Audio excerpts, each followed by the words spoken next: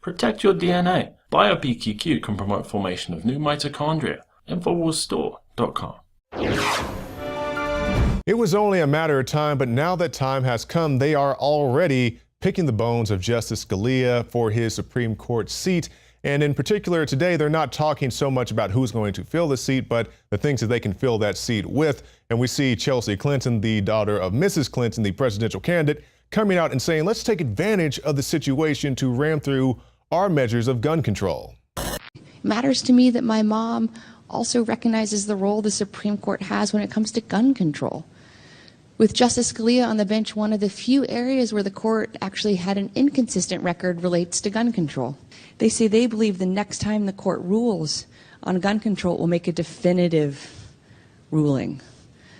And in that full clip, you'll notice that she talks about moms demand action in, the whole gun grab agenda, as I call them, because the issue with these groups, especially not so much moms demand action, but the other group, the Bloomberg group, the mayors against illegal guns or whatever they're called, they were very disingenuous about their gun control views, because while they'll say that we just want common sense gun reform and we want to get these illegal guns off the streets and all this stuff, if you actually go to their meetings, as one of the mayors did, we put this article up a couple years ago, he said when you go to these meetings, they say they want to ban the guns. It's not just getting fully automatic AK-47s off the streets. No, they're trying to ban the guns. Meanwhile, if you go ask Bloomberg himself, are you going to fall in line with your own gun control measures and disarm your security team? He says, I'll get back to you. I have to think about it.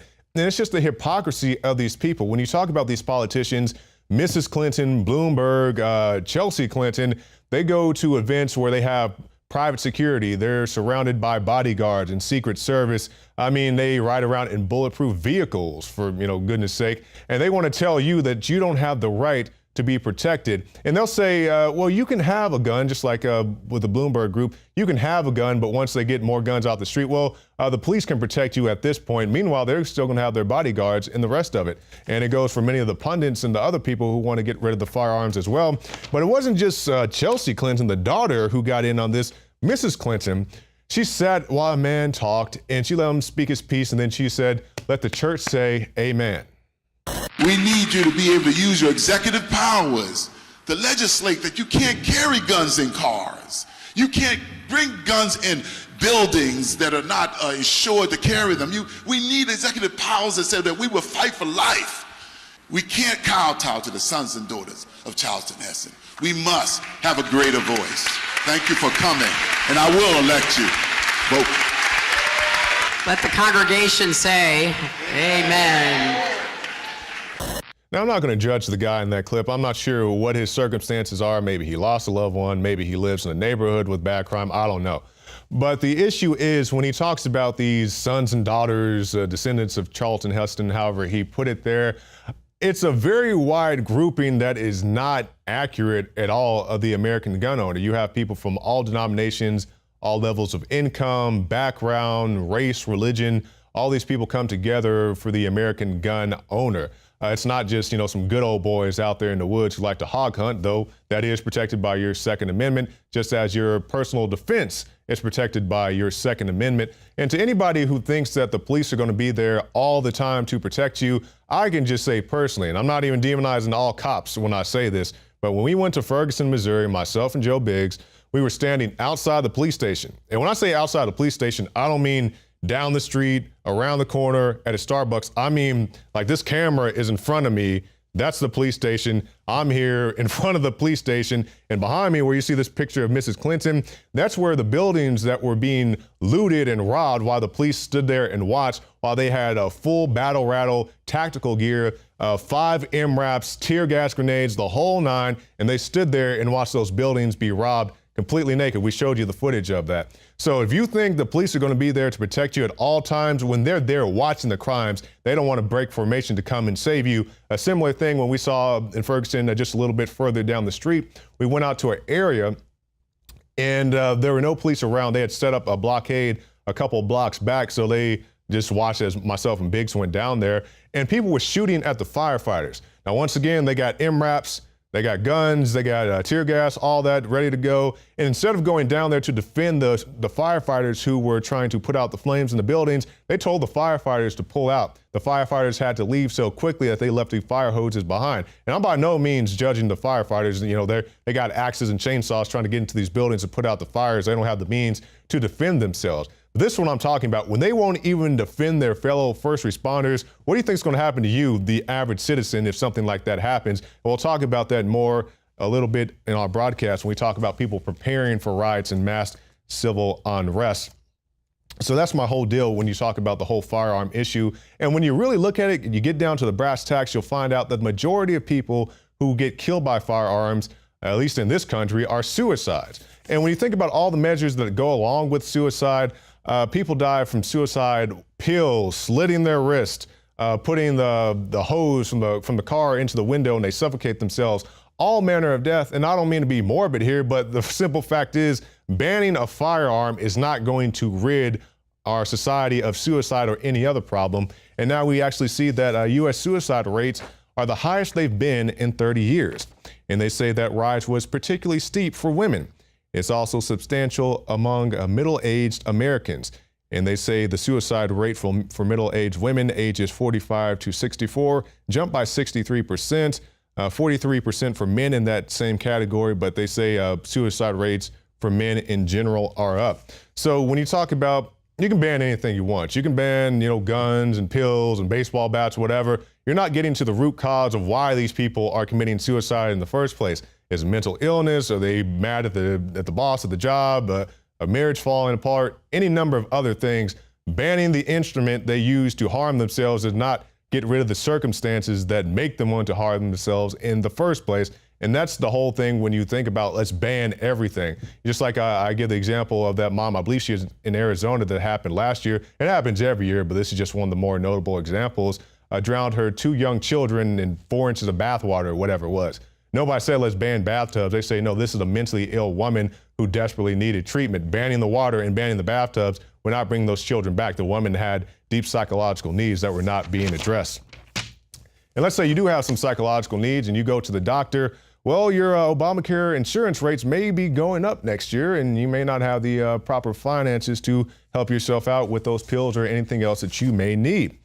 Without venturing a specific percentage increase, the president and CEO of America's health insurance plans said in an interview that the culmination of market shifts and rising healthcare costs will force stark increases in health insurance rates in the coming year. Now, Obamacare, in my mind, is somewhat of a tricky thing because if you look at conservative websites and news sites, they talk about it's the worst thing in the world. If you go to Democratic websites, they say it's the best thing since sliced bread. So you can take it for what you want. But when I look at masses of people in Florida being kicked off their plans, masses of people in California being kicked off their plans, rates going through the roof, I don't really consider that a win for the American, especially when you consider how it's supposed to be free. You guys remember that? It's supposed to be free, and then it went to affordable, and now it's like, we'll charge you whatever you want. Because you think about the fact that this is written by the insurance companies, and it's like you let them set their own price.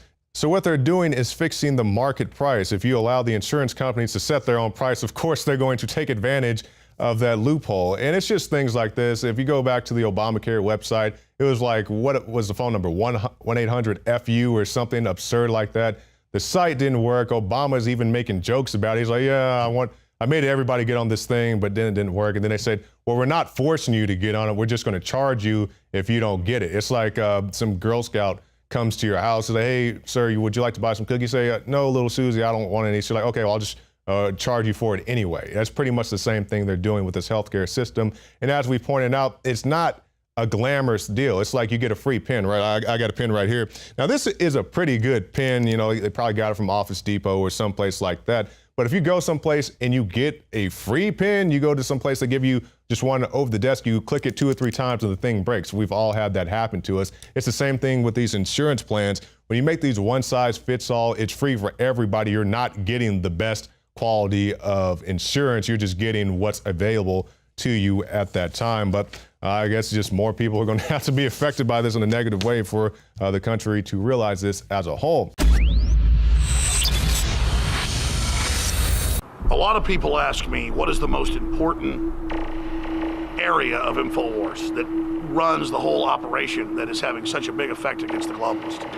And I've said it over and over again, it is you, the listeners and the viewers, that send us the intel, the news tips, that support the broadcast, that spread the word. You are 90% of the operation or more. You don't stand beside us, you stand at the heart of Infowars. When I talk about the people at Infowars, from customer service, the shipping department, being just as important as our anchors, our researchers, our investigative journalists, and myself, it's absolutely true. Without this team that we've built over the last 20 plus years, we wouldn't be able to do any of what we've been doing. And that's what's so exciting, because we finally built up to a point where we now have the launch pad.